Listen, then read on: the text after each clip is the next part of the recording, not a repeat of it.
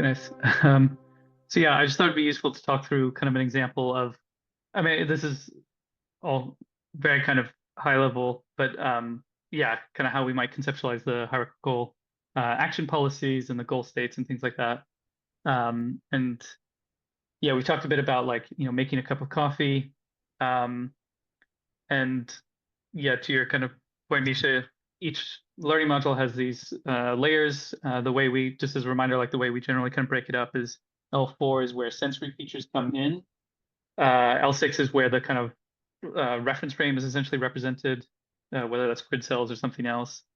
Um, and so L4 kind of sends information down there. There's recurrent connections between those. And then L2, L3 is more the kind of like object level representation.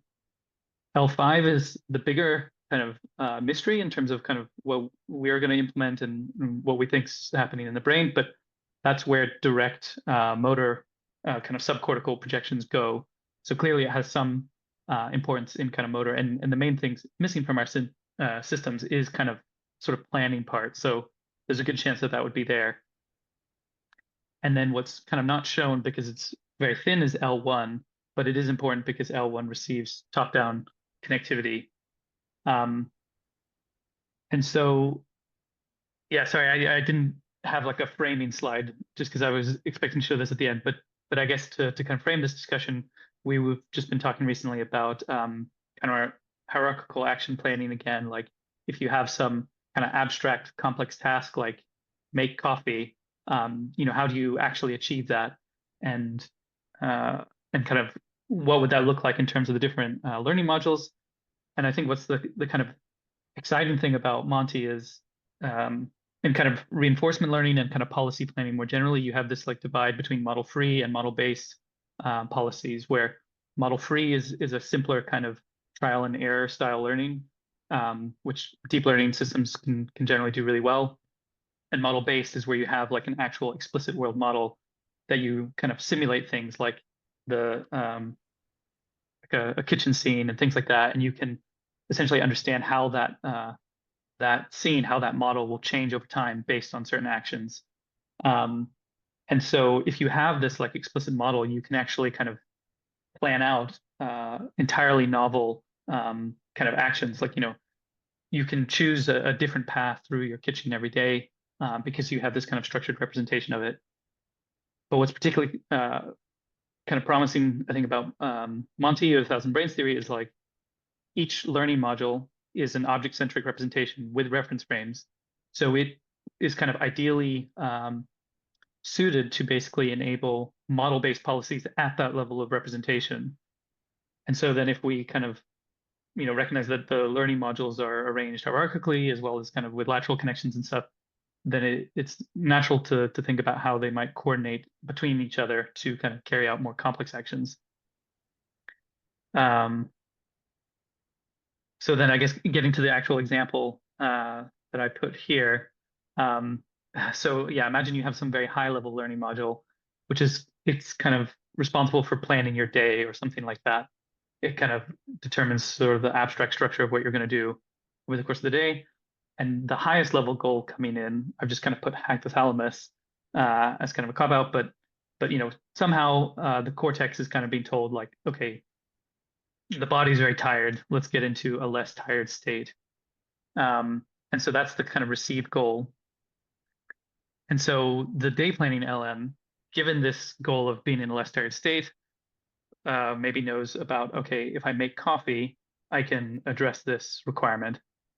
So it's going to recruit a lower level learning module, but still a fairly abstract one that models, say, kitchens with this kind of, and it's going to send, or at least one possibility is sending this information via L6, which predicts to L1, which in turn has, there are apical dendrites in L1 from neurons that are in L5.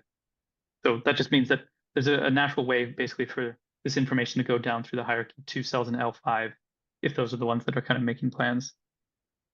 And then this kitchen modeling LM, it needs to achieve the target goal state of kind of coffee made. And this might be a setting where rather than immediately need to recruit kind of some other lower level learning module, we might make use of immediately kind of subcortical recruitment. So um, yeah, so you kind of walk through the scene until you're at a coffee machine. So this is kind of a simpler policy that can be kind of more model free in terms of like, okay, you just need to be at a particular location. Maybe this learning module can send a series of target places to be, so that it actually plans the kind of route through the kitchen, but it's the subcortical structures that kind of deal with like, okay, I need to be here. I'm going to move legs until we're at that location. Um, and then, so this has now been kind of shifted up, if you imagine. So this is the kitchen modeling LM. So this is kind of, assume this has now been achieved. We've kind of walked until we're at the coffee machine. Then this learning module might send um, another kind of broken down goal state to an even more kind of specific learning module, which is like coffee machine on state. Um, this is to the learning module that models coffee machines. And then here, subcortical recruitment might be something like look at the coffee or like find the coffee machine button, basically. And so this learning module that knows all about coffee machines knows that in order to be in the on state, it needs to find the button. And because it knows the model of the coffee machine, it can again direct subcortical structures like those that affect the orientation of the eye, but also kind of moving the head, things like that, until you basically find the coffee button. And then again, shifting it up, then once that's kind of achieved, then finally there might be, say, a learning module that models kind of machine buttons, and you want that in the kind of press to the on state. And the subcortical recruitment in this case is pressure at a location. Um, and then I guess, yeah, so what this is hopefully kind of showing is how, depending on the kind of task, it either can be decomposed further into basically by recruiting like a learning module that knows about that kind of object, or that learning module will be kind of in a setting where it's like, okay, I know the right amount of information to then just recruit subcortical structures, which are going to actually move the body to achieve the required state. Can I ask a question Um, at this point? yeah, please. Um, so that recruitment mechanism, what's the selection mechanism that it picks from a plethora of behaviors such that it recruits that specific one to achieve a particular goal? Yeah, no, I mean that's a fair question. I guess yeah, I think one of the biggest unknowns is yeah, exactly how L5 would learn and kind of remember this. But I guess you can imagine if you've previously encountered an environment like this, um, I guess you would have like, okay, coffee was made at a time when, sorry, let's say in the kitchen one, coffee was made at a time when the coffee machine was on. And so you could have some association between kind of that state represented here and a location, but it's not any location. It's like a location associated with, yeah, potentially a particular goal. But I guess the analogy is kind of like rather than moving to a location in physical space, we're kind of moving to a location and expecting a particular state at that location. I mean, it's Okay. definitely very fuzzy at the moment. It's how exactly we would do it, but it would be kind of some sort of associative learning. And so then in the future, if you want to kind of reinstate that state, then hmm you have that association to say, okay, well, the learning module that was active at that time uh, when this happened was this one, so I'm going to try recruiting that one. So Jeff's um, Word doc was basically outlining the fact of this seeking sequential goals is tantamount to navigation in physical spaces. Right. Um, the with the physical spaces, though, you could kind of see that you have a kind of a limited configuration space of how you move yourself, body, obstacles, and stuff like that. Goal states being wildly more abstract, it would seem. I mean, you can, just in this kitchen scene alone, navigating to any interesting point in there is finite, but all the behaviors you could do at any one of those points is another level of complexity. I'm just kind of, I guess you're depending upon the hierarchy to cut down the number of choices at any one particular point, either where, these are the options. I'm at this point, I want to go, and somehow I Yeah, visualize. exactly. So Yeah. like the goal state that this learning module is going to be sending to this lower level one is going to be conditional on kind of where you are, but also the goal state it's receiving from the higher level. So like because yeah, it's the kitchen modeling learning module. So as you say, there's a lot of stuff you can do in the kitchen, but it's received the goal state coffee made. And so once it's kind of in the location where it can interact with the coffee machine and conditional on this, then the kind of natural thing is like, okay, I remember at this time the machine needs to be in the on state. Okay, so just to be clear, the only path integration mechanism that we currently know about is through grid cells.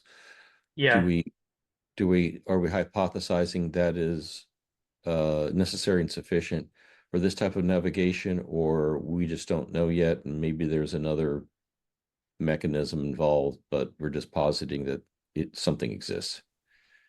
Yeah, I think yeah, I think it's fair to say in general, we think that in abstract spaces it'll still be something similar to a path integration. So like going with the example of like a family tree or something, like it's a very different action space. Like if you have like the parent relationship or the child relationship or grandchild relationship, but there's still some kind of rules about like what steps will bring you back to the same location and things like that.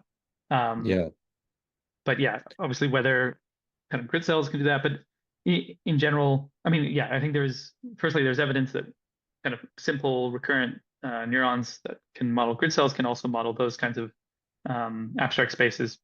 But also like right now we're just using these kind of 3D Cartesian spaces, and in general we think it'll be very simple to embed even abstract spaces as long as they're three-dimensional or less in those. And so the weirdness, this is more just about abstract spaces in general, is like how do you really learn the actions that are possible in that space? But maybe in some sense that just kind of emerges naturally through hierarchy, that that's going to be the movement information coming in, and you're just going to learn, okay, this particular movement of information is associated with this kind of displacement in the space. But Okay. yeah, definitely very uncertain how exactly we would implement it. Okay. Thank you. Yeah, no worries. Um, yeah, and then so I guess the other kind of thing to just touch on then is with this hierarchy, you can imagine how, of course, like making coffee isn't just about turning on the coffee machine. There's going to be kind of a series of steps, of which turning on coffee in the kind of say kitchen scene or even in the coffee machine space is only going to be one. Um, but as you kind of break down the task hierarchically like this, so okay, you go to the coffee machine, you turn it on, it's on the on state. Your you will then start receiving sensory information consistent with this being in the on state, and that's going to then come into here in this kind of the hierarchical connections that basically go in the opposite direction from L to L3 here to L4 here. And so then I can tell this learning module, okay, the goal state I just generated, which was machine button press state, has been achieved because I'm getting sensory information from this lower level learning module that it is in that state. Um, so now L5 at this level can create a new sub goal, which is maybe like put a coffee pod in the machine or whatever it might be. Um, so yeah, I guess I mean that's kind of a high level overview of I think how we were generally thinking about goal states the last time we discussed it, summer 2023. Um, Yeah, and just one, like, just to recap, I mean, that was a really great overview, Niels. But just Thanks. so it sinks in a bit more, I guess, when you conventionally think about hierarchical action policies, you think about decomposing an action into sub-actions and into smaller actions. But what we are proposing here is to everything that's communicated between columns are states, not actions. So like, and that's everywhere. That's kind of the cortical messaging protocol that we've defined. So a learning module outputs a hypothesized state of the world that it recognizes, like, oh, there's the coffee machine at this location and pose. And that's the input to the next higher learning module. It also outputs possible states through the votes. And then it gets goal states through these connections that Niels described. So everything between columns is in the format of states of the world. And then actually translating like these goal states into muscle movements is done subcortically. And yeah, I know right. you already said that, Yeah. but I just No, wanted no, to but no, thanks for emphasizing that. I think you're right. I think that's important to emphasize. And that's part of what makes this kind of the feedback through the hierarchy of achieving All goal right, here states we go. particularly simple, because then it's literally just kind of a comparison of what you have achieved. Yeah. Was that So it's still in there at 9 a.m. All right, well, we're gonna get started a little bit late, unless you want to do something else. Yeah, no, Niels just kind of recapped some of the like Monty plans we had for Okay. action policies and Well, things we talked about last year. let's just get going then. I'm gonna share my screen if that's okay. And hopefully that's gonna work. And then I want to bring up let's see here. This is the document that I posted on Slack yesterday. Do you see that? Hello? yeah, we Did see I it. lose you? Okay.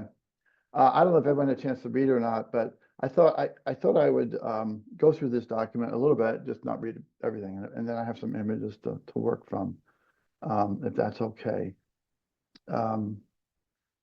Anyway, so just a little bit of background here. You know, the last couple of weeks, Niels was presenting our action policies, but these are all related to inference and learning. And they're essential and really important. But the output of the sensory motor system is behaviors, not just for learning and inference, but to achieve change in the world and achieve goals. And we really haven't addressed that at all in any kind of formal way so far in our theories and the code. And obviously, for us to have a really working system, we have to do this. We need this. I figured let's get started on it in a serious way. And I think with the recent advances we made in compositional modeling, like modeling compositional objects, that was sort of an essential first part, because compositional, I mean, because goal-oriented behaviors are also composition. And the same relationships columns have when they modeling objects are going to have in modeling compositional behavior.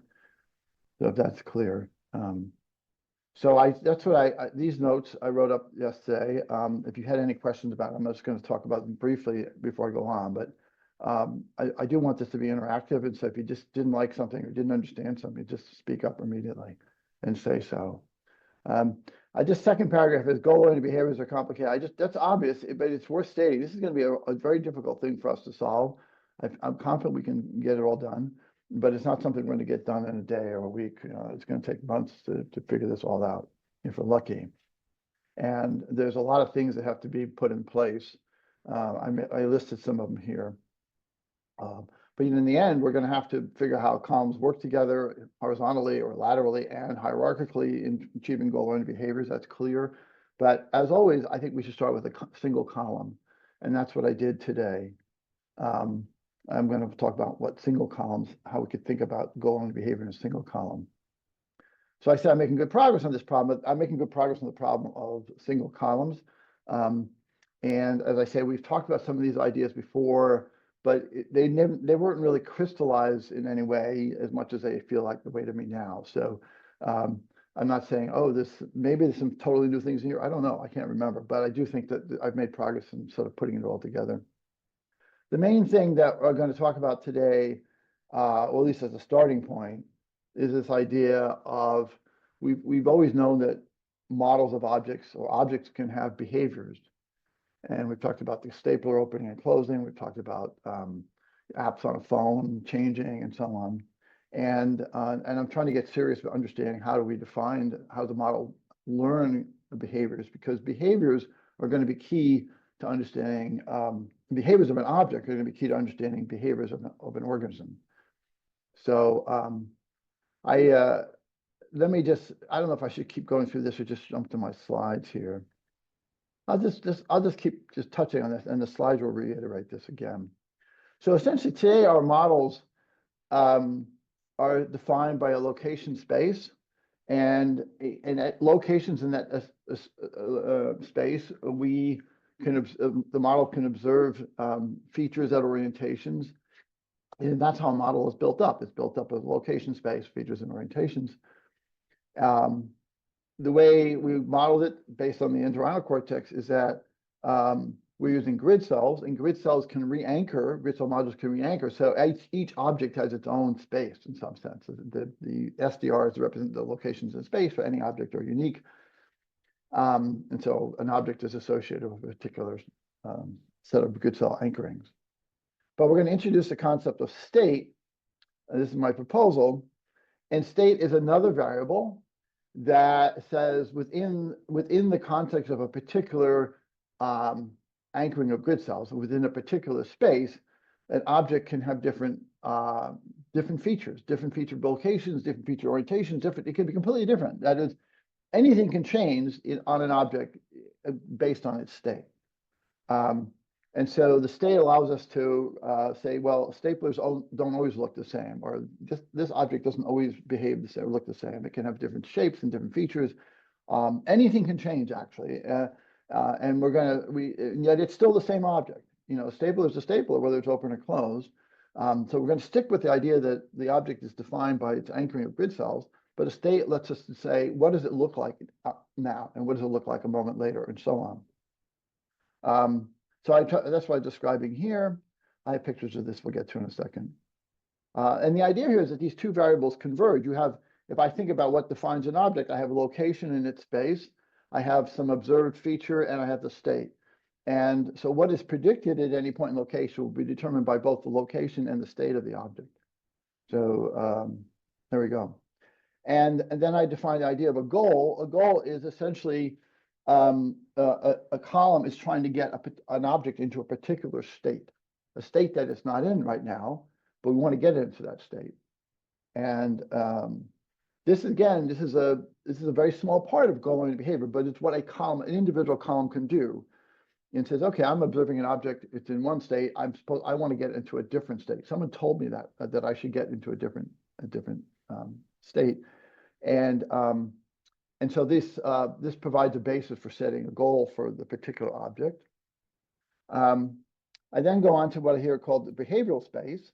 There's like, well, how is the state represented? And I'm going to propose that states are represented the same way using grid cell-like modules, that there is a space of behaviors, or states of behaviors of an object, and that this is a parallel space to the space of locations of an object.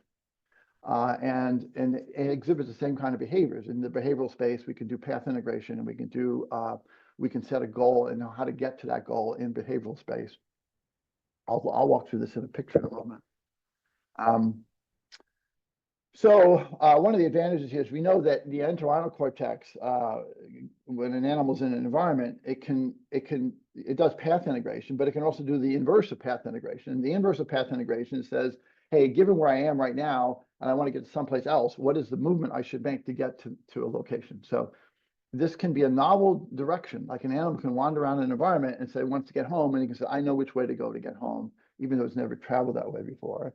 And we're going to assume the same thing is here too, that within the behavioral space, that I have an existing state and a desired state, and the column will be able to say, how do I move in my behavioral state to desired goal. So this is basically the columns of two sets of grid cell-like modules. This is my proposal today. And then there's a lot of questions that have to come up that we'll talk about in a second. Like, what is the equivalent of movement in a state space? You know, what does it mean to move in state space? It's not a physical movement. What does that mean? What is the equivalent path integration in the state space? How are movements in state space converted to movement in physical space? Because in the ultimate, the column has to do something physical, but it's going to be thinking both in terms of a different space, a state space. There's a voting and temporal pooling in this thing, and so on. Just a little quick aside for those of you who read this, I thought this adding as a state to an object might be a solution for context. I mean, classes like different mugs that are completely different, that we both call them mugs, but they don't change from one to the other. And so I was really excited about this might also solve the classes of objects problem, but I don't think it does. So I'll just leave that aside for the moment. Okay, I'm going to go on now to this presentation. Before I do, is there any? I'm going to go through the same ideas again, but I'm talking about them in some images here. So, is there any questions before I do that? Large or small? Little questions, big questions. Are you still there? Yeah, no, I think nothing specific at the moment. I thought it would be interesting at some point to talk about like the grid cells and how they might map onto states and stuff like that. But maybe it makes Okay. sense to wait until. Well, I'm going to talk about it a little bit right here. Yeah. I'm going to try to Cool. get into that. I don't have answers to all these questions, but I do feel we're getting pretty close. All right, so this little thing, I labeled this slide. You can see my slide here, Sam, right? Two parallel systems. Yes? Yeah. I don't know, and just confirm that we can see it. I'm still kind of trying to understand states and goals. I'm still, I Right. guess, processing in my mind. Like I only read this yesterday, and it's kind of still a big concept. So I'm seeing if this presentation will help me. The visual way might help me more. So Right, it go might ahead. help you. I you know, Jose, I've been struggling with these issues for years, and it's really hard for me to understand these things. And then I get clarity, and I don't even know how to describe it. Right? It's like I'm trying to put words on this that are not really things I think about in terms of words. And so I would expect this to be very hard to get right away, and I don't even get it completely. So I think it's just, we're going to go through it a couple of times, and it'll take a few presentations before it sinks in, or we'll find out where the holes are, or what's good about it, what's bad about it. So maybe we should just, I should try to present it here in this picture, and it might help a lot. So right. I'll do that. There's an idea here that's been in neuroscience for a long time, like 50, 60 years. This is an observation made many, many decades ago, where people observed that the upper layers in the cortex and the lower layers of the cortex seem similar. There's a parallel construction here. I've talked about this in the past. It's an idea that I read many, many years ago, and it seems to be, it's intriguing, but no one really made no domain of it. So why do they say that it looks similar? Why do it look like there's two parallel systems? What's going in the upper layers that's similar to the lower layers? Well, the first thing to notice is that the most notable thing is that there are cells that are arranged in mini columns in the upper and the lower layers. They're not, it doesn't go all the way through the cortex. It's this sort of layer 4 is a no man's land in between. But in these cells in these mini columns are directionally tuned, meaning they respond to movement. This is mostly vision. So it responds to movement. If they put a grating in front of the animal's eye, these cells in the mini column all respond to the same directional tuning of like an oriented line moving or grating moving in some direction. And you see that in both the upper and the lower regions. I didn't show it on this picture, but there's also horizontal, long distance connections in layers 2 and 3, which go to other columns. And there's also long distance arrangements in layer 5B, which go to other columns. So there's and we would call this maybe a voting connection today, but that's not shown in this picture. But this was a striking observation. There's a lot of parallels here, and mostly it's around these mini columns because this is an unexpected thing. It's also not clear why you would have, traditionally neuroscientists don't really have a good idea why you would have cells that are directionally tuned for movement, that respond to movement. you can say, oh, well, maybe the object's moving. We've now say, oh, maybe we're now saying that the lower cells are representing movement of the sensor itself. But this has not really been ever explained by most neuroscientists. One of the big observations about the difference between these upper and lower layers is the size of the receptive fields of these cells.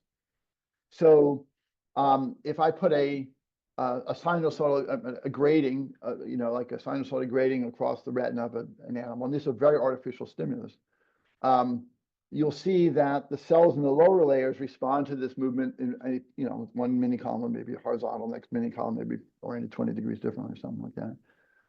But they respond to the very large patterns on the retina. In fact, they really like large patterns on the retina. It's like these gratings can, if you put an oriented line and it's moving, if you make it longer, it's better.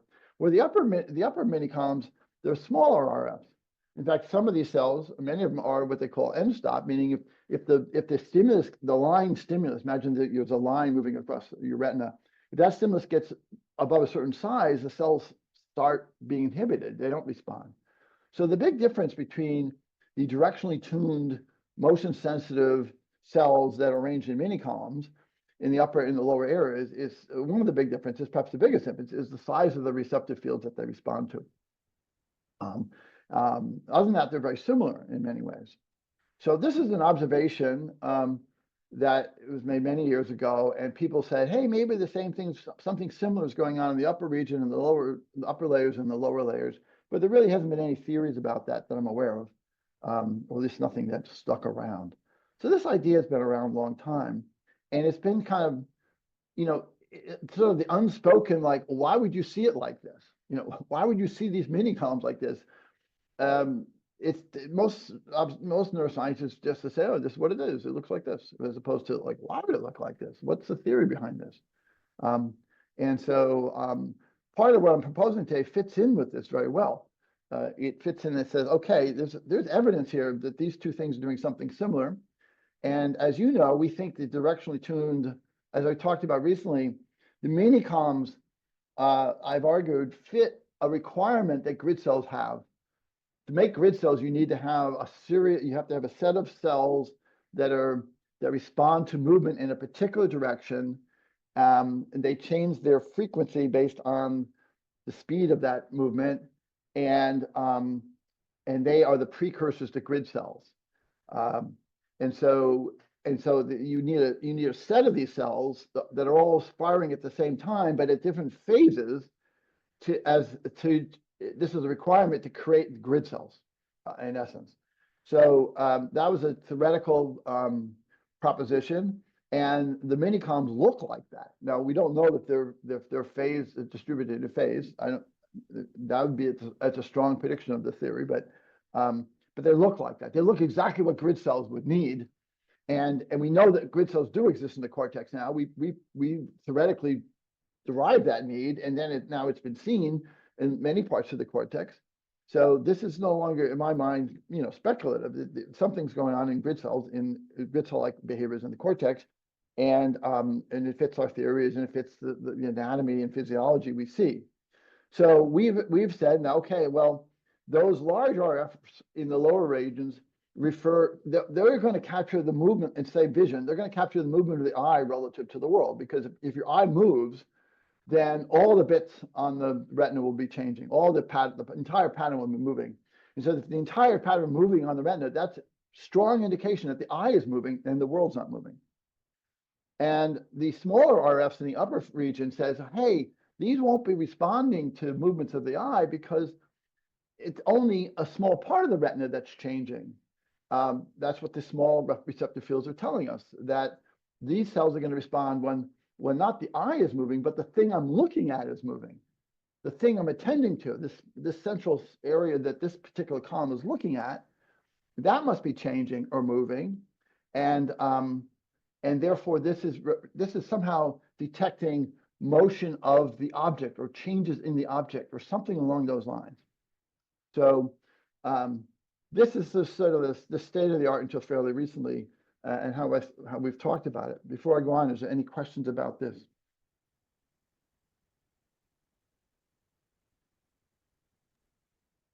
Oh, this is helping me understand a little bit more. Okay. But I don't have questions yet. Okay.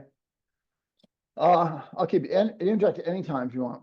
Okay, so I'm now proposing the following things. I'm going to say, okay, the bottom layers are representing the location of the sensor in the space of the object. That's not new. I'm going to say the upper thing is representing a state of the object. Now it's a state of the object is like I described before. It's just going to say what the object actually looks like in a particular state. So again, the stapler opening and closing on each point on, what each point predicts in the location of the stapler space will depend on the state of the stapler. And now a model is going to take advantage of all three of these things. The model is going to say, look, I have a location, I have some observed feature at that location, but I also have a state, and the state says, look, I have to have the location and the state to make the correct prediction or to learn the feature. And if I change the state, I could have a very different prediction in a different set of cells. So we're just adding another variable that these have to, you have to have location and state to make the correct prediction. And when I'm learning the model, I will have some state variable and a location variable, and I'll know how to assign the feature to the layer 4 cells, which layer 4 cells will be active at that point in time. So it's kind of in some sense, a very simple addition to the model. There's complexities with it, but I won't go into right now. But the basic concept is pretty straightforward, I think. If I have a different state, then this model, this middle object could look different. The model can be different anyway. There's no restrictions on how the object may change under different states. But what they all do is the stapler object all share the same space of locations, the same grid cell and layer 6 grid cell module anchoring. So that's just an extension of our current model. It allows us to basically learn predictions of learn the model how objects change at different times under different conditions, and yet still think of it all as the same thing. An open stapler and a closed stapler is still the stapler. We have no question about that. That's going to be determined by the anchoring of the grid cells.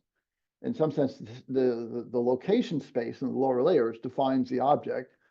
And then the state defines how it currently appears in the world, what its current state is. I just said this, so I don't have to say it again. You can read it.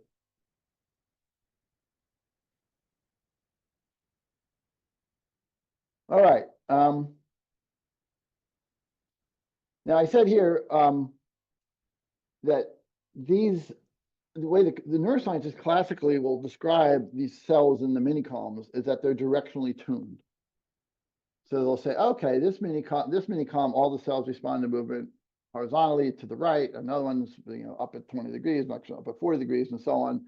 And I assume all of you have seen these pictures. I didn't include them here, but they show that as you move across the cortex, the mini-columns, each mini-column represents a slightly changed orientation from the next. So essentially the mini-columns represent a complete set of orientations of movement. I think that's not actually correct. And what I'm going to suggest is that, and this took me a while to get around this. Directionally tuned isn't the right answer. I'm going to suggest something else, that the mini-columns,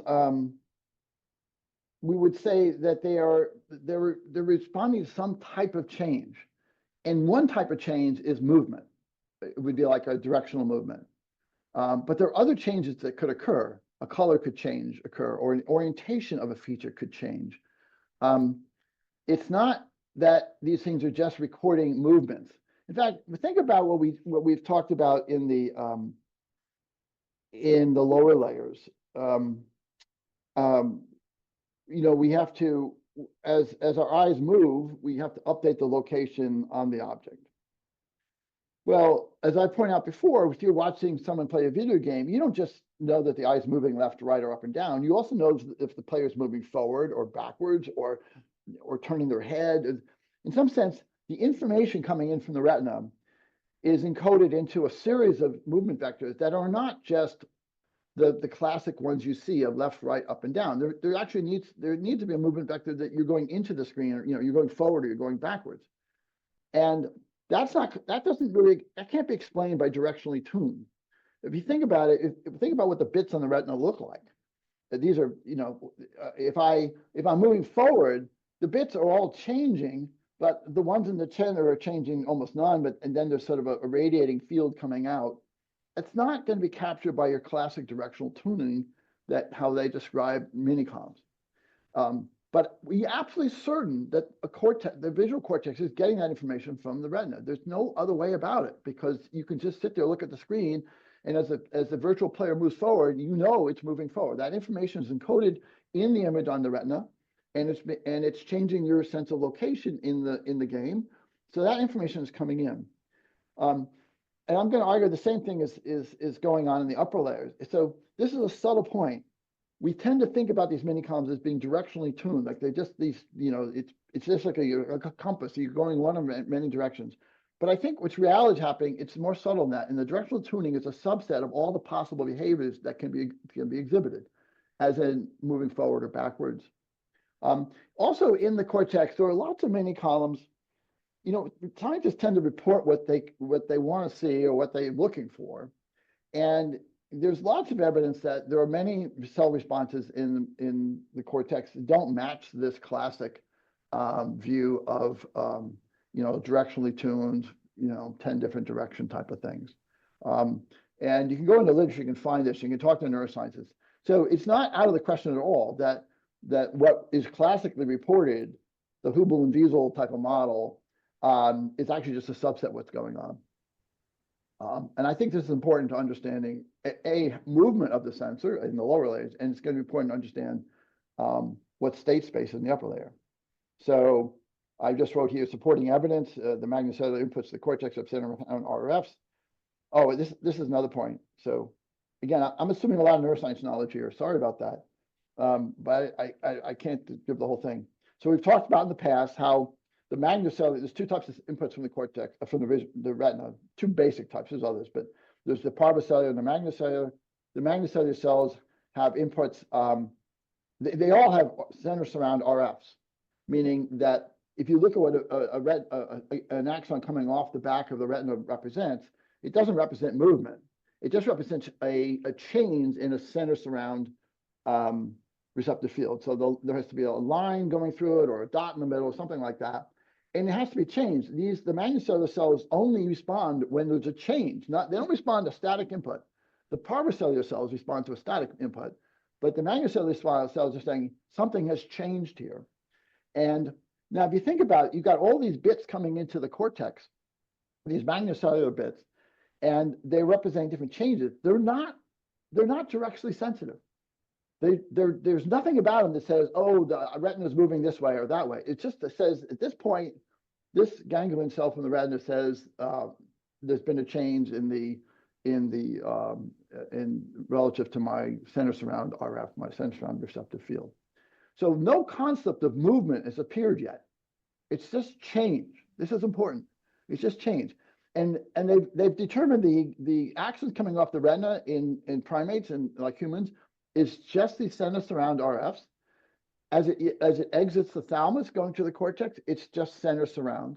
But immediately when you get to the cortex, you see directionally sensitive. So the directional sensitivity is something that the cortex has extracted from these center surround receptive fields. It wasn't something that was there. And I'm going to argue that the cortex has to learn these things. We've talked about this before. We've talked about the cortex has to learn what movements actually are exhibited. So it gets these center surround RFs and it runs it through something like the spatial pooler. And it says, like, what are the top, components of that I can represent the changes I'm looking at? And it would say, okay, I'm going to represent this. The kind of changes I've seen would correspond to the agent looking left, looking right, looking up and down, going forward, going backwards, and so on. These are things that have been observed, not things that are hard coded. So the cortex, my assumption is the cortex learns from these changing bits what are the movements that correspond to those changing bits. And we'll call them movements, although you'll see in a moment, they don't have to be physical movements. You're just taking a bunch of changing bits and running them through the spatial pool and you're coming a bunch of mini columns that says this is what I'm going to call movements. This is the abstraction of all the changing bits I've seen. I'm going to put it down into sort of like a winner take all concept. So I'm going to say these are no longer directionally tuned, but they're change sensitive. So the mini columns represent common changes that have been observed in the inputs. They're not, and some of those changes will correspond to movements, but they don't have to. They're just common changes that are observed in the inputs. It's a subtle point. It's essential, though, to understanding behavioral spaces. So I've said a lot. People must be confused. Someone say something. I do have one question. The magnocellular and parvocellular project into the LGN, so they don't go, as far as I know, directly to the neocortex. Right. But they've determined the receptive fields of the relay cells in the thalamus, and they have not changed. They are still center surround. This is why they call them relay cells. They can't see what the hell the thalamus is doing, right? It just looks like you get a center surround bit RF coming in, you have a center surround RF coming out. We now know what's going on there. It's remapping those to create a change in orientation. But the point is, they've determined that the inputs to the cortex themselves are still center surround.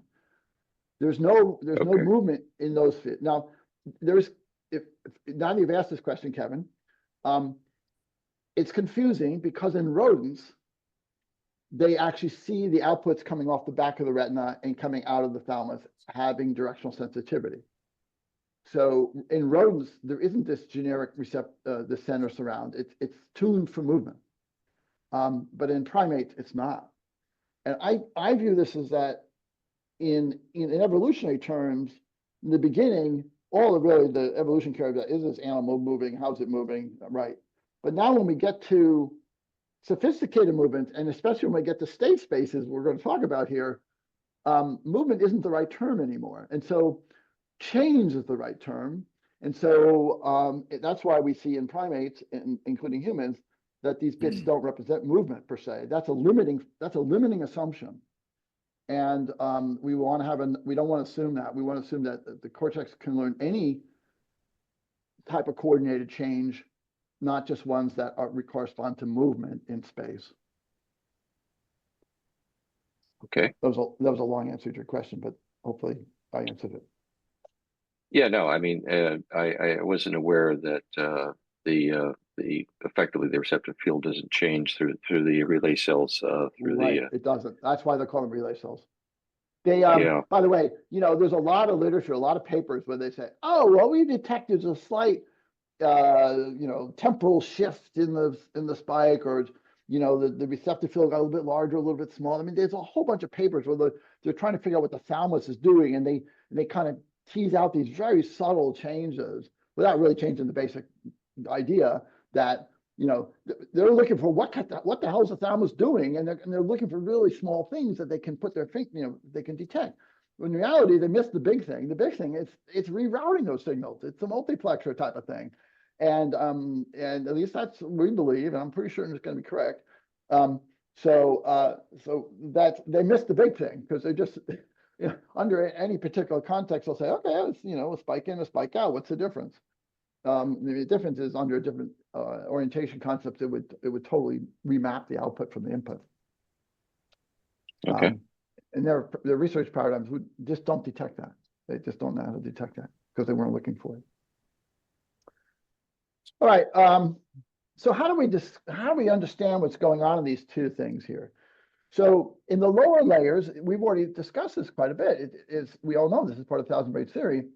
But it's what these grid cells down there in the lower layers are doing is they're detecting movement of the sensor patch, and through path integration, it updates the representation of the location of the sensor patch relative to the object.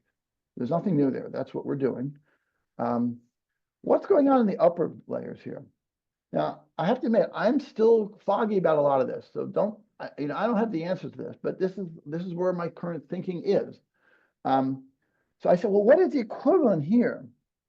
I said, well, the equivalent here is that the feature is changing at this location. That is, there are cells in the retina that have detected a change. I'm not going to say it's a movement. I'm just saying it's a change. And that change is going to be sort of a movement in the space of states, behavioral states. So maybe this part of the object changed color, or maybe the orientation switched, or maybe a new feature appeared. We don't really know. It could be any of those things. So the feature is changing at whatever location the column is looking at. And that change will affect path integration in the space of object states.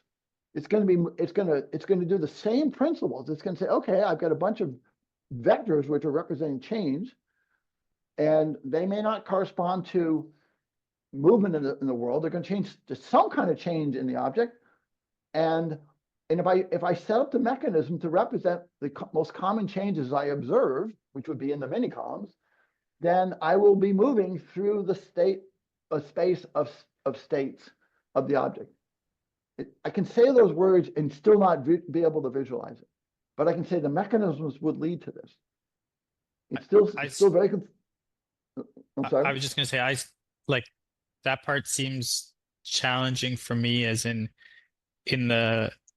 integrating location is a fixed number of dimensions, and Kevin was kind of, when we were chatting before you joined, Jeff, but in integrating states, seems like there's an infinite number of dimensions possible, because the states could be anything. Well, maybe. Well, first of all, it's not the number of states. It's the way states can change. That's we're enumerating. But right? but for each state, like maybe it's helpful to be more concrete about what a state is. Like you said, state could be color, or okay, a state, or like moving forward. A state is a point in the behavioral state space. It's an SDR, just like a location is an SDR in the location space. If you think about the location space and the little layers, there's an infinite number of locations. No limit. You just keep moving around. But a finite number of dimensions. Right. You're only doing it in 3 dimensions. Right. Now, actually, there's an infinite number of ways you could move. We don't, because, because we can't think of it like Cartesian X, Y, and Z. I mean, I could say there's a movement that goes at 1 degree north, and then another movement's 1 degree off of north and 2 degrees off of north. I could do that. I could say there's movements that are spiral. I could say there are movements that represent me doing somersaults. But what we want to do is that you take all these changing bits and you put them into you run them through the spatial pooler, and you end up with a number of a set of movement vectors, and that's going to be a representation. You're going to have to fit everything into that set of movement vectors. And so those movement vectors are going to be the most common things that are observed. And if you ever have some other movements, like someone doing a somersault and what's happening on your retina while you're doing a somersault, it's not going to be very well represented in those mini columns. It's just not a very common movement. But almost all movements, the common movements, it will be represented in some way or another. A combination of let's say in a particular mini column, I might have 100 to 200. I mean, a typical column, I might have 100 to 200 mini columns. That kind of puts an upper limit on how many different movement directions or vectors I could have. But I can represent a lot of different types of movements in that. And if I was, and so it's a pretty big dimensional space. So when it comes to behavioral states, there's an infinite number of potential behavioral states, but the number of ways you can move through the behavioral state will still be limited to like 100 mini columns. So there's 100 different ways an object might change at any particular location, and that's going to have to be sufficient. And that's going to cover the vast majority of almost anything we can imagine. Because think about it, at any point, all you have to have is a feature, you have an orientation, you might, a scale, whatever, a color perhaps, and those can only change so many different ways. And so I don't think there's a representational space problem here. I think it's fine. At least I'm arguing it is. I guess the other, or just, I'm just thinking kind of related to that, whether, I think to your point, Michael, like, in theory, there's like an infinite number of behavioral states or like kind of feature change directions you could go through or whatever. but like, yeah, there will probably be some representational capacity in terms of like how complex an object you could learn. And so like practically a column or learning module might just learn a couple kind of dimensions, I guess, of changes. And if that's insufficient, then you maybe need to start recruiting new, like learning it but- almost as a compositional object or something if it's that Right, complicated. But let's review again. There's an infinite number of locations in the lower layers. There's an infinite number of potential locations, but there's a limited number of movement vectors. That limited number of movement vectors is in the 100 to 200, not 2 or 3. I mean, we don't know, but there is up to like maybe typical 100 to 200 mini columns per vertical column. So that's your base. That's a lot. There's a lot of movements that can be represented like that, and many of them will be very similar. The same thing is true in the state space. There's the number of points in the state space is unlimited, but the number of ways you can move through the state space is going to be limited to, again, 100 to maximum 100 to 200. Probably much less than that because there'd be going to be redundancy, but it won't be 2 or 3. So it's basically the column is going to say, what are the patterns I've seen? It's going to be looking at those center surround bits that are only restricted to a part of the retina, the part of the object, a small part, and it says, what are the types of, as those bits change, how would I run them through a spatial pool, I'll come up with n number of representations for that, and that's going to have to represent all possible changes I can see. But it's not very limiting. It is a limit, but it's not very limiting, just like the movements in space are not very limiting either. So Maybe you've said this, but in the lower one, we're integrating movement to get location. In the upper one, we're integrating what to get what. right. We're indicating changes in the state. So like could be changes in color. These are just coming off the retina, they're not states, right? Coming off the retina, they're just bits that are changing. Okay. And it says, okay, something at this location is changing, right? The fact those center surround bits are changing, the fact those ganglion cells are firing, tells you that something is changing. If the pattern on that part of the retina is static, the magnocellular cells don't fire. They only fire when something changes. So it says, okay, something has changed here. Through learning, I'm going to turn that into some sort of what you might call movement vectors, but they're not physical movements. They're a way of representing the different ways that an object can change. That's what they represent, the different ways an object can change. And then I'm going to feed those into a grid cell module, which will essentially say, okay, I can path integrate in this space of states based on my movements, which are really just change the way the object can be changing, and I will path integrate and get to a new state.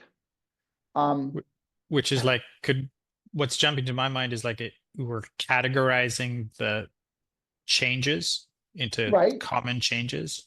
Or common, yes, but most they're not frequently occurring right. They're sets changes, changes. they're not changes to a particular object. They're changes that can occur to any object at this point. Right? We haven't, just like the location, just like when we path integrate, we're not saying when we path integrate the locations in the lower layers, we're not saying, we're just saying here's the next location. It doesn't tell me what's at that location. That requires layer 4. And here I will be pathing it in the upper layers, and all I'll be able to say is, here's a new location that I've gotten to because of the way path integration works. I'm just going to say, here's an SDR, and the critical thing here is, a couple of critical things, is that path integration works in the upper layers too. So in some sense, once I've defined a set of possible changes an object that the object can occur on the object, I've got this basis set of quote unquote movement vectors, but they're really just the different vectors of how objects can change. Now I should be able to path integrate, and I don't even know what this means, but it will work because grid cells path integrate. So we're going to have this property, and the important thing is we want the inverse property, which is to say, if I'm given a desired state, how should I move to get to that state? How should I move in state space first, and then I have to translate to physical movement later? So what I'm doing here is essentially I'm following the consequences of the assumption that there's grid cell modules in the upper layers, and the consequences of what those grid cell modules are fed as input. And I'm describing what those consequences would be before I even understand them intuitively. I'm just saying this is what would happen. And there's evidence that we need a way of understanding movement through state space, because that's what behaviors are all about. We're trying to manipulate objects to get them in certain states. But I need to have a model of states to do that. I need to have a way of understanding how objects behave. You can imagine, for example, in these upper layers, I might model a sequence of states which represent like opening and closing the stapler. But I can apply that same model to other objects.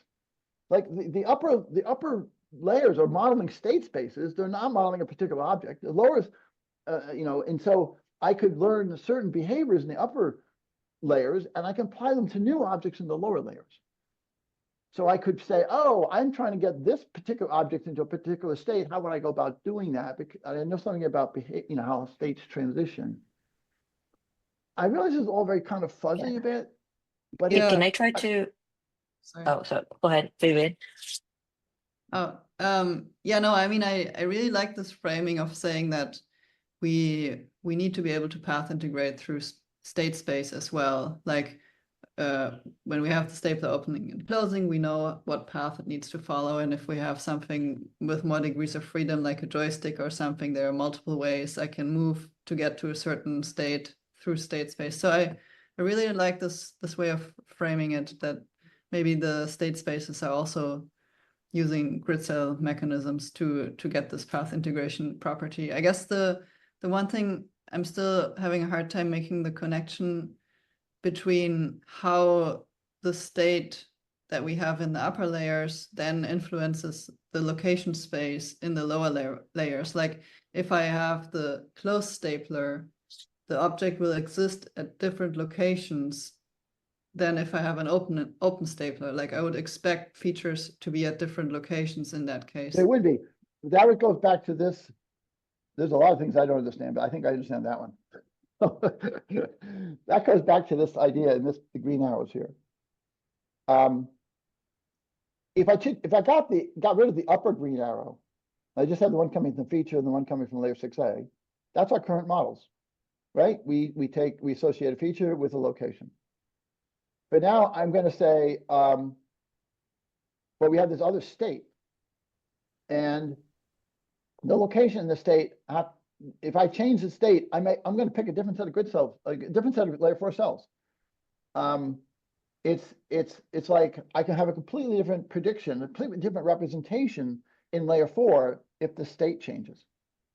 Or I can, right? So you can literally make predictions about the stapler, whether it's open, or the stapler, whether it's closed, or the stapler, whether it turns into jello when you push the button. I mean, you can do anything as long as you say, okay, the state has changed. What are the features now at what locations? Yeah, so basically, for the stapler location space in layer 6, we would have associations to features at all the possible locations the stapler could be in, whether it's open or closed. But then depending on the connections from layer 3 to layer 4, like some of these might not be, a lot of these will not be. Right, a lot of it won't be active. I didn't put this information in there, but try to imagine now a layer 4 cell, and it has dendrites, and it has thousands of synapses on its dendrites. What do we know about those synapses? I'll tell you some things. Well, one of the surprising things that we know is that the bits from the retina, if we go to V1, the bits from the retina represent less than 10% of the synapses on that layer 4 cell. Less than 10%. Typical numbers like 7%, some people say 5%, that kind of thing. The number of synapses coming from layer 6 is somewhere between like 40, 45%. much more than coming from the actual retina itself. Which makes sense because the layer 6 is passing up an SDR where the retina is not passing an SDR. So, but that leaves about another 50% of the synapses on layer 4 cells coming from someplace else. Where do they come from? I don't remember the answer to that question. I don't know if we know the answer to that question, but they're not coming from the feature, and they're not coming from the retina, they're not coming from layer 6A. We also know that when these synapses form on the retina, I mean on the dendrite, they're not mixed together. This is a standard thing we see throughout the brain, at least throughout the cortex, is that if I imagine I have a dendritic branch and it goes out, you know, a millimeter or something like that. The bits from the retina are clustered together in one section. The bits from layer 6 are clustered together in another section, and the bits from elsewhere are clustered together in another section. And actually, they know what those sections are. I don't remember, but I remember once being surprised to realize that the bits from the retina are not proximal to the cell. I used to think that they'd be proximal to the cell. They're not. They're further out in the retina. Further out on the dendrite. There's another theory. There's a lot of evidence for this that they've seen throughout neurons in the cortex, is that the order in which those 3 zones become active matters. That is, the evidence is that if you activate the furthest region of the dendrite first, then the mid region, and then the closest region, the cell is going to really, it's going to really get excited, or it's going to get depolarized. If you do it in the other order, it doesn't work as well. So these are just not randomly assigned to there's an assumption here that neurons make about, like, what should I see first, then this, and now I can make a prediction. It's completely understandable, for example, if the state variable from layer 3 was at one point, you know, further out on the dendrite, if that didn't occur, that cell's it's just not going to go. You know, it's just saying, it's like, until I get the right state, I'm not going to even consider being active or depolarized. So I'm pointing this out because I don't know what the right term here is, but the state and location have to be together. They have to be independently recognized on the same cell, on the same dendrite, along with the feature for this cell to say, okay, we're good. And so if you change one of those, that cell won't get depolarized. It'll say, all right, not my turn. Someone else is going to do this. I was just wondering, with this influence of the state on the location, whether, I guess, depending on the kind of behavior or like state that the learning module is modeling, whether something more like grid cell distortion would also be useful, just because, like if, for example, the stapler, like I can see like something with the app, like it's very simple to just learn, like, okay, I'm now going to predict in this different state that there's going to be a different feature at the same location. So like you'd use the exact same reference frame, undistorted. But with something like a stapler that can be continuously opened, like that it just feels like that could be quite inefficient to have to learn a bunch of independent reference frames. Whereas like grid cells can be distorted, at least in the entorhinal cortex, by certain factors. And so I'm just wondering if you kind of warp the reference frame instead, then like you can still path integrate. Maybe and then still predict the same feature, but you're just gonna predict it, kind of based on a different movement. I'm confused, Niels. I don't see why I need to do that. I mean, it sounds to me like you're talking about, we don't want to learn every point of an object either, right? And so we can't do that. And so we've talked about this, that the neurons have to do, if we're worrying about how many points I have to learn, like, do I have to learn all the stages of the stapler? It's just like I don't have to learn every point on the surface of an object. It's partly that, but it's also partly the commonality of the locations. Like, in some sense, when the stapler is open, I kind of understand that the top of the stapler is still the top of the stapler.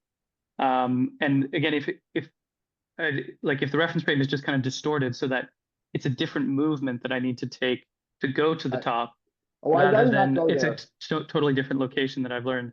I'd rather not go there. The distortion of grid cells is a bit controversial. It doesn't occur everywhere, and I don't think it would be I don't know. I don't understand it, but I don't want to go there yet. I don't think we need to.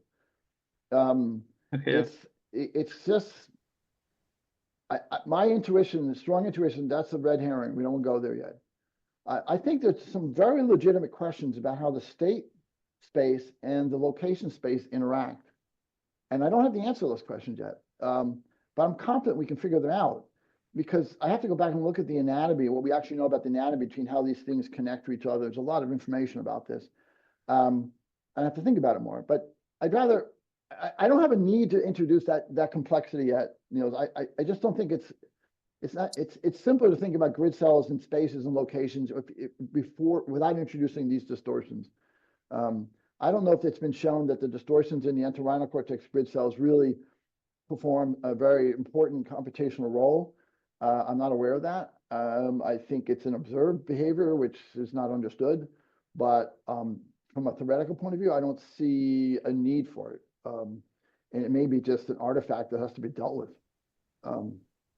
I don't know, but I don't want to go there yet. I don't need to go there yet. fair It's a enough. complexity that we don't want to introduce if we don't have to.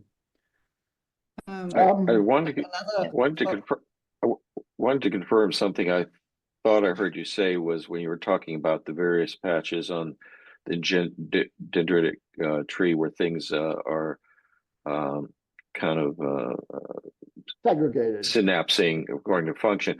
But you said there was a sequentiality that one particular patch had to fire before the next one, before it would depolarize the entire neuron. Could you explain that sequential mechanism? I mean, is that really a phenomenon? Well, I don't know. Here's what's been observed. They've observed that if you take a neuron and you activate its synapses, like photoactivation, right? And if you activate going one way along the dendrite sequence versus the other way along the dendrite sequence, you get very different responses at the cell body. And now these people aren't thinking, when they do these experiments, they're not thinking what we think. Like, they're not saying, oh, I have to have 15 active synapses to generate an NMDA spike in the dendrite. They're not thinking that. They're just saying, if I scan from one direction, I scan the other direction, I get different responses. And then I think there's been speculation on the mechanism of this, and I can't remember if I'm going to tell you my speculations or other people's speculations. I don't remember. But there is, dendrites they get narrower as they get towards the end. And they have kind of weird properties where they get to junctions with other dendrites. But you can easily imagine that as a dendrite gets smaller, and it gets narrower as you go further along, that what'll happen is that the skinnier it is, the easier it is to activate it, because there's less leakage and it's less capacitance. And so it's easier to activate a thin dendrite than a thick dendrite. So if you activate the thick end first, maybe nothing's going to happen. But if you activate the thin end, it sort of depolarizes the thick end and makes it more receptive to the next input.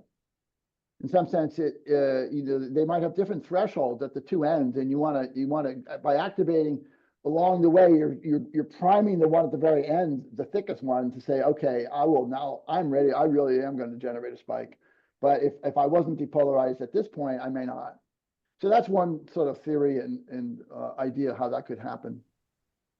There's others. Okay, there are different types of receptors, and they also vary. The ionic receptors vary in terms of their density at different points along the dendrite. And there's lots of ways this could happen.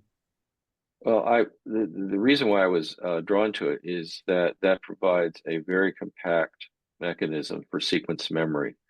That things have to be activated in a particular sequence for things to work. Whatever the manifestation of that is, the mechanism is. To me, it's a really important principle. Right. So you're not the first person to suggest that. Personally, I think it's wrong. Okay, I'll just be honest. It's a simplistic way to think about sequences, but the way we do sequences in the temporal memory algorithm is a far more sophisticated and powerful way of doing sequence memory. And this is a very crude way of doing sequence memory. It would say since every dendrite has to learn a sequence, and that would be very limited. Where if you do it with the temporal memory algorithm, you have almost an infinite number of sequences you can learn, and it's just a much more powerful mechanism.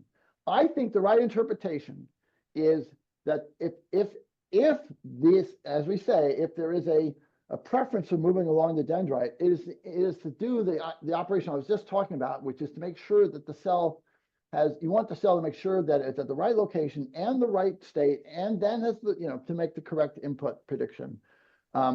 And so it's not just, hey, if I'm at the right state I predict, or if I'm at the right location I predict, I want to do an and of those two variables. And you would need more than our dendrite model is too simplistic right now. So it doesn't matter where on the if I got depolarized from the state or I got depolarized from the location, that's good enough. We don't need that. We need to make sure that they're both happening at the same time. So there has to be an additional mechanism in the dendrite. But the way you described it, it's everything in your SDR is kind of operating at the same level. This, you're saying different types of stimuli are synapsing at different points along the dendrite. So it's almost like a nested if this, then if this, then right, if right. this. It's more like that. It's more like that. But don't think of it as sequence. It's more like it's not like the state. Then there's the next element, which is it's not like I'm following a set of SDRs that coming from the same source. It's more like I have an SDR from one source and an SDR from another source and an SDR from another source to get this to work. Right. It's And not a I'm just sequence of thinking, SDRs. that gives you the mechanism to combine these various qualitatively different signaling things, whether it's location, space, state, or whatever. It's saying, when I'm trying to combine things that are disparate but are necessary for the activation, I have this mechanism for making sure that all those things are in place before I get that particular stimulus output. And anything from there, you can go into your SDR mechanism and say, okay, now we're in a level playing field in that sense, and we're combining things that are like to like. But this low-level mechanism. This came up because someone, maybe it was Vivian, I can't remember, someone asked a question like, it was confusing about how a different set of cells in layer 4 would be active at the same location under different states. And we got down this path by talking about mechanisms that would allow that. So it is a detailed dive into one little part of this presentation. I don't want to spend too much time on it. But it definitely will happen. I have another short follow-up question on my question, I guess.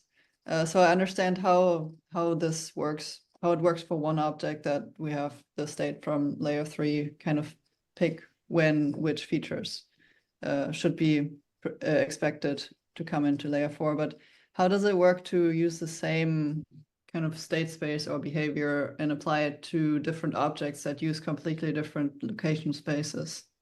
I have no idea yet. Okay. Can I also go through like an example to solidify my understanding, and just point me if I'm wrong, just so that I'm making sure I'm understanding. So let's say with our features at location, with Monty, we look at a patch. Sorry, I'm going to draw the zoom. Hopefully you can see it. Oh, there you go. Look at a patch. And then it's yellow, and I can see, let's say I moved enough to know that this location or this object is a banana. This is quite terrible. Let me. Nice banana, Hoja. Yeah, it's automatically making into okay, got it. Yeah, there we go. Right. It's banana, and but let's say we're just on a patch for now, yellow, and over time, so there's a change in time, let's say delta t, and then this patch turns, let's say, brown.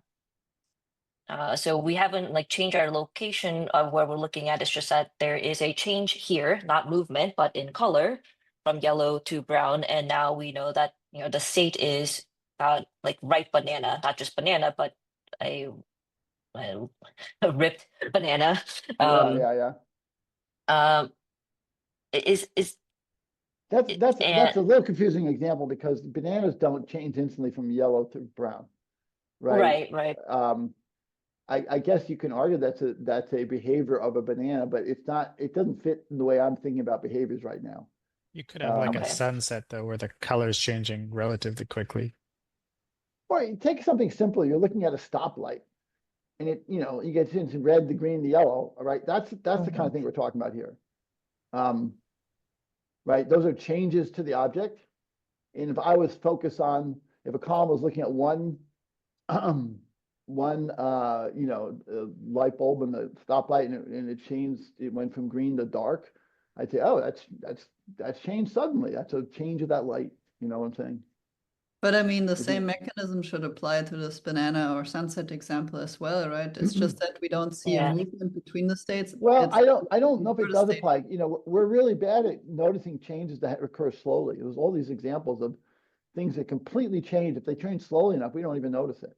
Yeah, I don't mean we see the movement between states. It's more like we can recognize a ripe banana versus a non-ripe banana, and we know it's the same object. Right.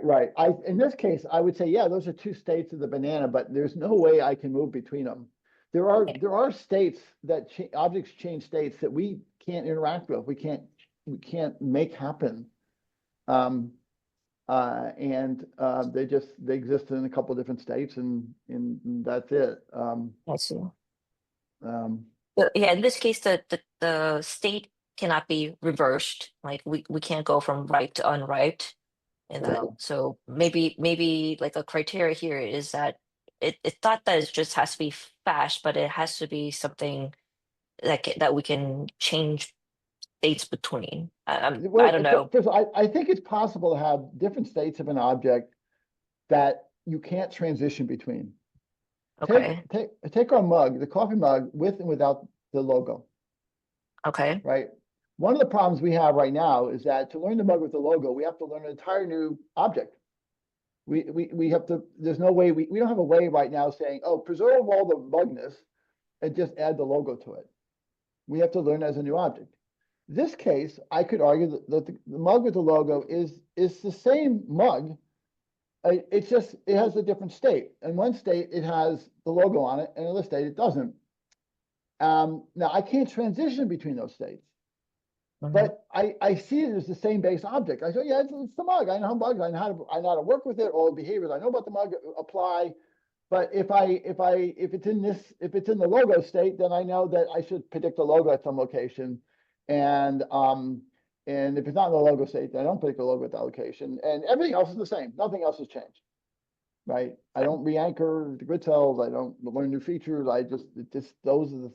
So the state allows us to, I'm not sure if this is happening, but the state does allow us to represent the two versions of the mug very quickly and simply, and there's no way of transitioning between the two.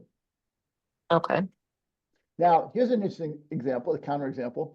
Vivian recently sent me a little gift, and one of the gifts was a coffee mug that had the Thousand Maids Project logo on it, but it was a mug that was black, and she put hot liquid in it. And then it becomes white, and you see the logo. And she sent me this as saying, oh, I was trying to think of a behavior that a mug might have. Well, it fits into this definition, right? Because there is a mug that it's like the mug with and without the logo, but this is one I can control. I can put hot liquid in the mug, and therefore I can make the mug change color and make the logo appear. So that's like saying, well, you know, That's really cool. There's no hard and fast rules here, right? It's like objects can change. It's still the same object. Sometimes they transition between the two, and sometimes they don't. But it gives me an example saying, instead of saying the mug, I have two classes of the mug. I can say this mug has different states, and I can have the same mug of 20 different logos, and once I know which quote state I'm in, then I know what to predict. But there's no transition through the states based on any kind of behavioral action that might have occurred. It's just like it changed. It's a different state. I guess maybe to give Go ahead. I was just thinking another example of a state change that could happen to a mug is if you had a spray paint can and a decal cutout or something, you could add a logo if you wanted. Right. That would be. I'm not sure what that would be. That's a complicated. Yeah, where that would be modeled, but. I mean, am I creating something? But I guess it's just that, yeah, there's a lot of different state-based points you could be in. And I guess in some sense, as long as you define, okay, this is a new state space, what are the things we need to learn associated with it? Like now there's a different logo or whatever. or a different Right, or image. and the other example I've talked about is like you have a bunch of mugs and one of them has a chip in the edge, right? Well, I see it on the shelf, I don't see the chip. I just pick it off, and then as soon as I feel the chip, I go, oh yeah, that's this one. And now on, I'll be able to recognize, predict the chip, but I don't have to learn a new logo. Nothing else has changed. I mean, I don't have to learn a new mug. Everything else is the same.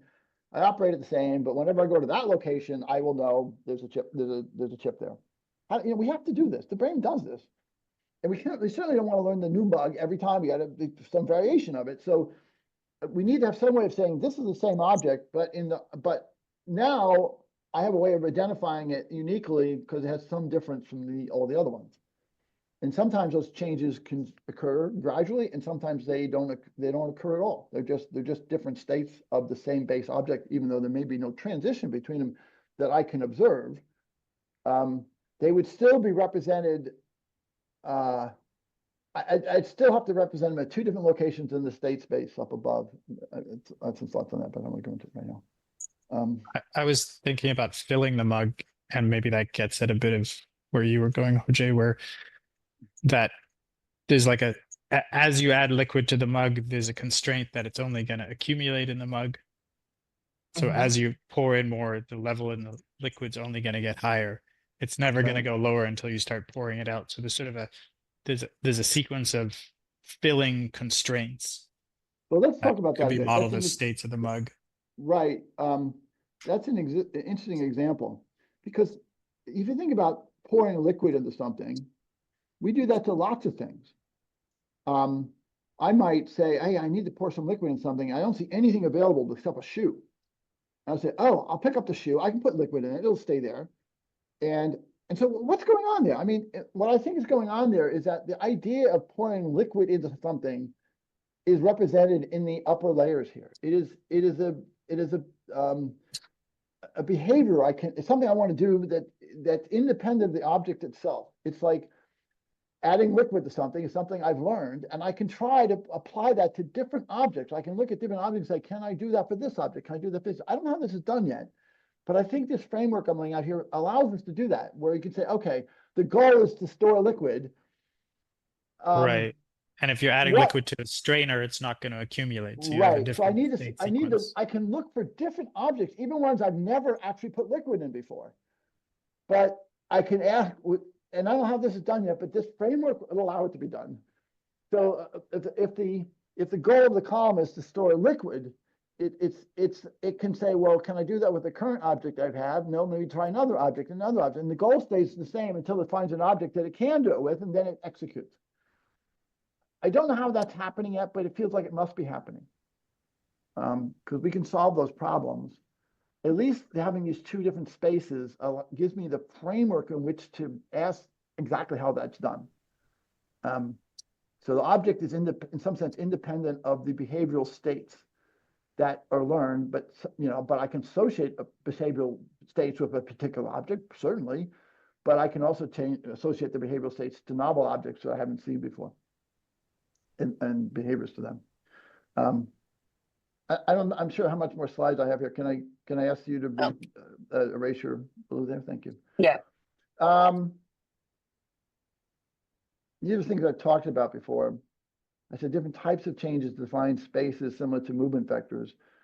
So again, this is like the types of changes you observe become the movement vectors of the state space, but they're not really movements. They're just movements through the state space, but they're not physical movements.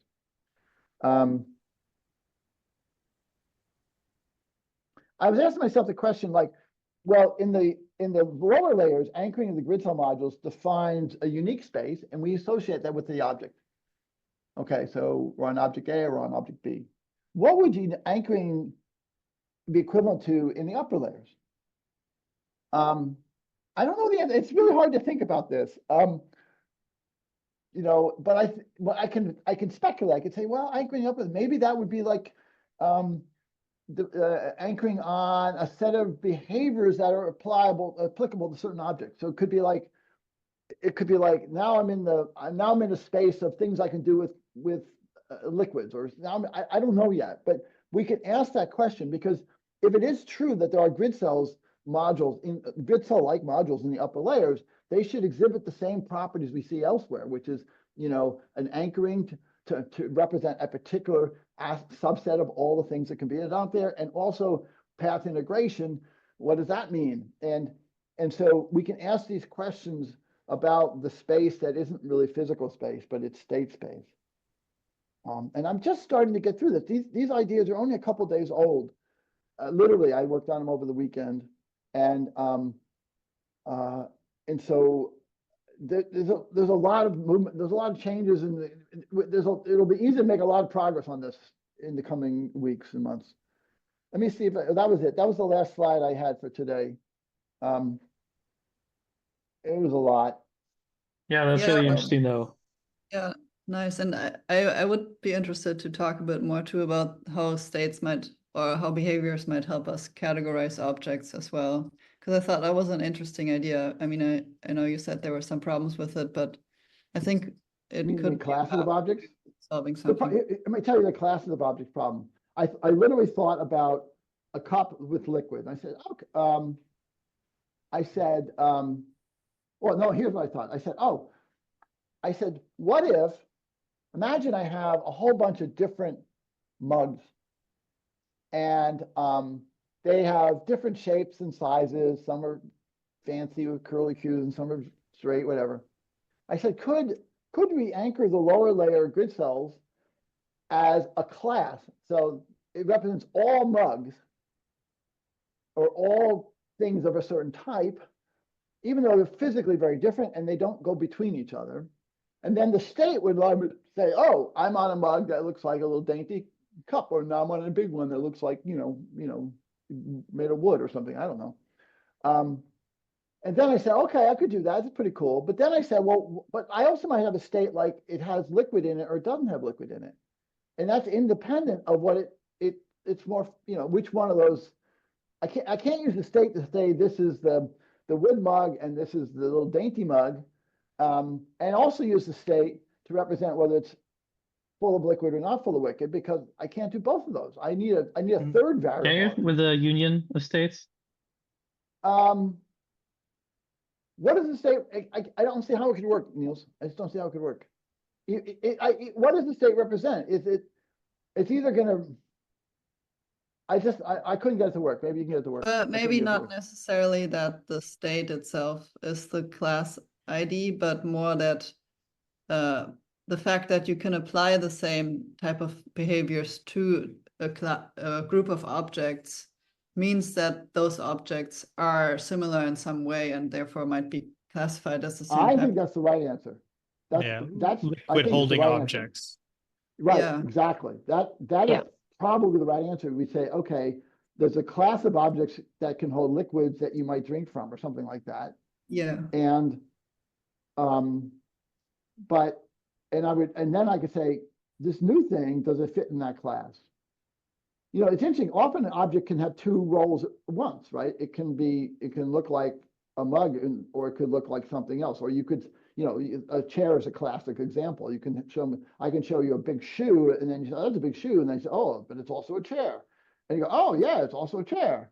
And so what's happening there is you're applying a behavioral model to an object and saying, would it work at that? And then I can say, well, I guess that's in the class of chairs. So I'm agreeing with you. I think that's the right way to think about it. A class, hey, that's it. Maybe that's the answer here. Maybe a class of objects is the what you get when you anchor the grid cells in the upper layers. It's like a 'cause it functional like- definition of the thing. Right. Yeah. The class is a functional definition. Because And it's not like each object is just in one class. You can kind of categorize objects by different aspects. Right. And right. So I could associate the class. I can have a shoe and associate with the class of shoes, or associate with the class of chairs. Or I can associate with the class of pop art. Right. Something like that.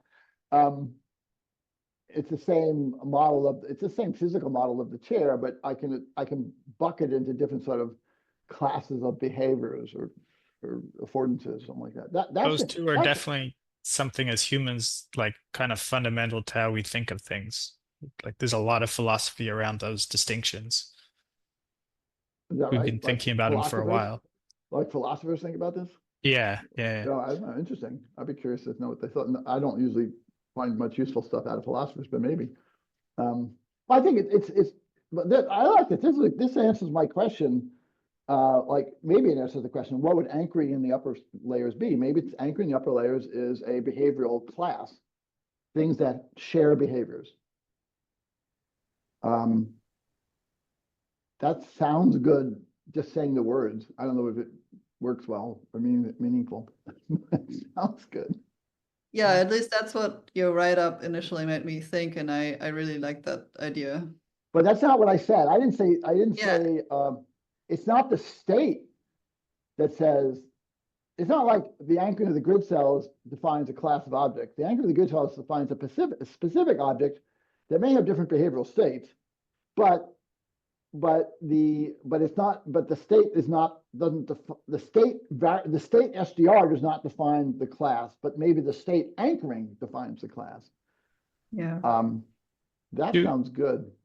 I like that. The sort of the state behavior, do you want to, like, my take on this, and maybe this is me not understanding the sort of mini columns idea, but if we have the class of objects that hold liquids, do we want to restrict that to a mini column that only then represents a certain set of objects? Would it not be The mini more columns useful don't to have represent, that more generic? remember, the mini columns don't represent a set of objects. The mini column represents a common change in an object, and therefore it becomes one of the basis vectors for path integration in state space. But It's can I not- apply it to any object? Like, I Yeah, can yeah, apply yeah, yeah. Right. It's anything that observes that change would invoke the same mini column. But So and I let's- guess where I'm getting stuck then is that not, like, in the case of liquid holding objects, is the set of liquid holding objects too big to confine to a single small structure in the brain? Does it It not wouldn't be. need It wouldn't be a mini column. capacity? The mini column wouldn't define that.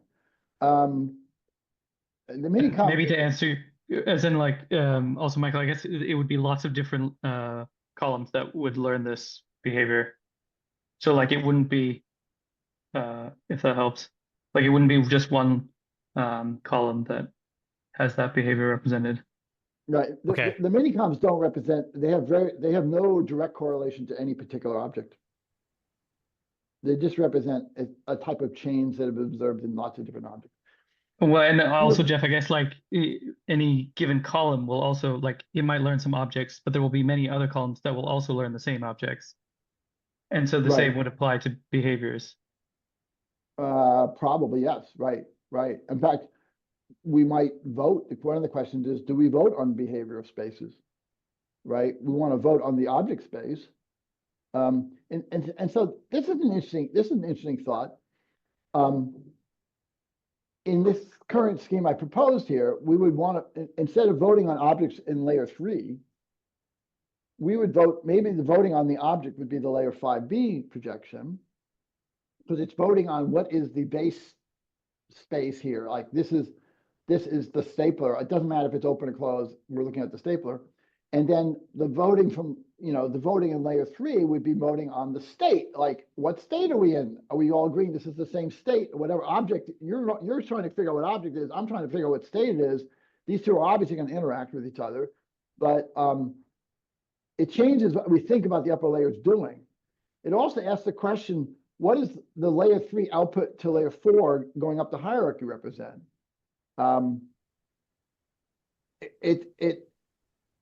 It may not, it's confusing.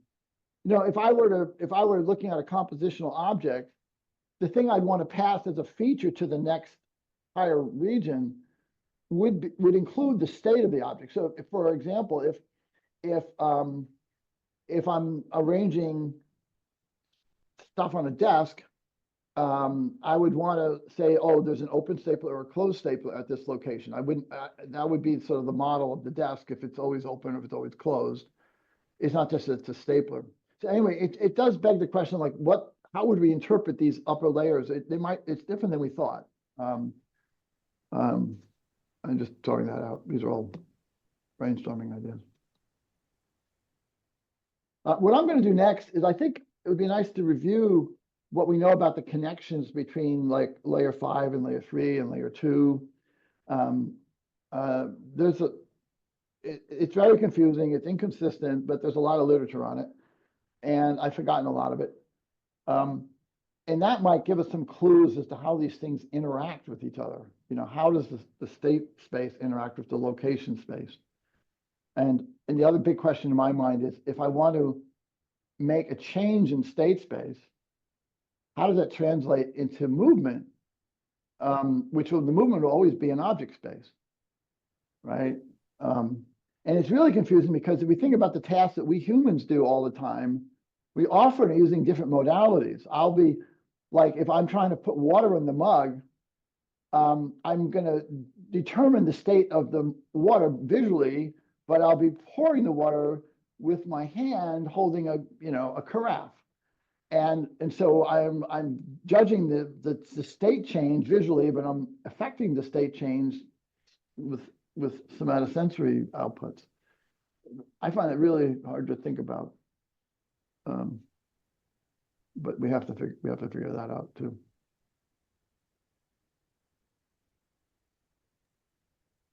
Anyone else want to brainstorm about some other stuff? Yeah, this was great. I mean, we're already a Yeah. bit over time, but definitely up for talking more about this next week if you make any more progress. I'll try to make.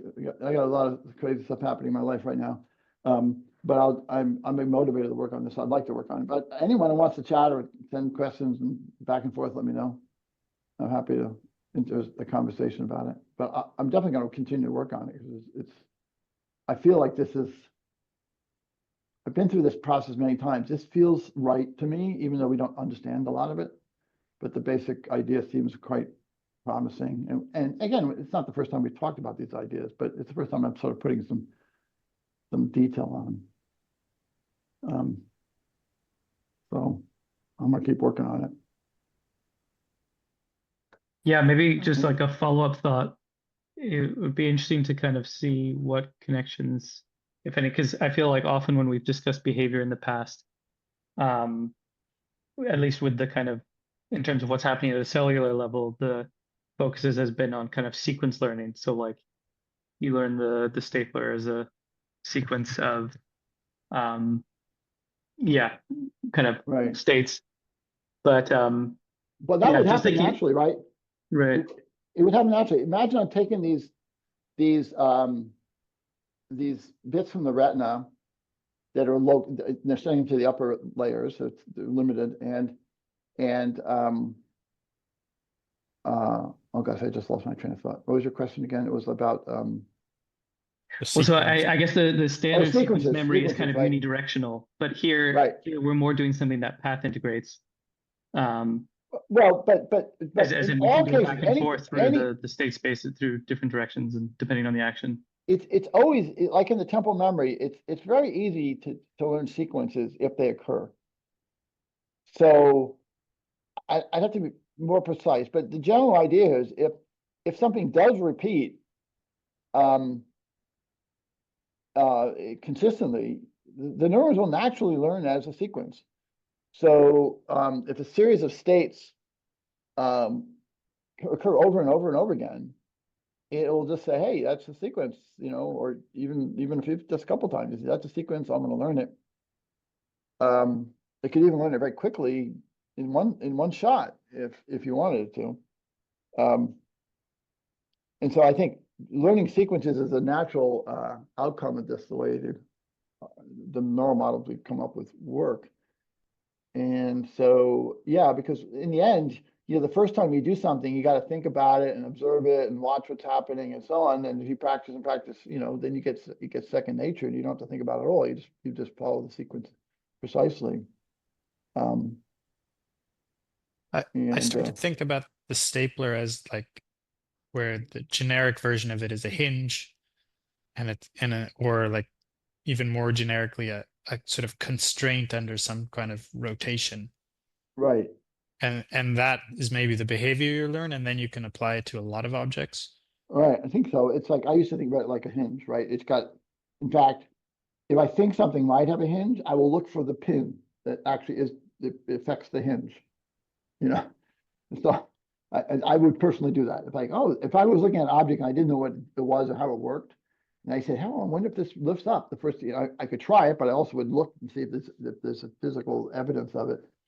So I Yeah, think or you're like right. the part lines that it's going to segment on, or Right. I think you're right. That I think we do that. And so yeah, there's a behavior of hinging that we've learned, and we can apply that to lots of different things. Like my laptop it hinges, and my you know, Elbow. stapler hinges. And then once you make that assumption, then you can then you have expectations how it will behave. Right. and you don't necessarily have to learn every point in the space of a stapler being open or closed, No. because the constraint lets you sort of predict the novel states. But also, I think there's the ongoing issue we always have to deal with is the fact, the system has to interpolate between points that are learned. And we've talked about that a number of times. So you don't have to learn. In fact, if you just learn a few points in the trajectory of the stapler lid, the way I think the neurons work, and I've talked about this, is that it would be as if you learned every point. There won't be any difference. The way the SDRs work, it would essentially cover every point along the way. So you can learn 4 points, A, B, C, D, but any other point in there would act as just if you've learned it as well. So neurons can do that. I can go over that again if you want, but I've talked about it a number of times. And I've talked to Niels and Vivian about the fact in Monty we're using discrete numbers for representing locations, and that always leaves a problem of interpolation between points. And we've come up with mechanisms to deal with that in Monty, but they're very different than the mechanisms that neurons use, and I've always worried about that. Yeah, like in our implementation, we might say, "Oh, what's the nearest point that we did learn?" Or nearest 2 points, something like that. And whereas the neurons don't do that. The neurons, it's like it can't tell what points it learns. It forms a continuous representation along a trajectory of SDRs. Yeah, I so think there are what we discussed last time was like basically how we implemented it. It has the exact same behavior, like it can do the same thing, but it does it probably less efficiently. It does it less efficiently, right? Right. Yeah. And that goes to Yeah, perennial at least kind questions of like, dependent on the hardware implementation. is that, do will we ever have to move away from that? I don't know. Who knows? But let's not worry about that now.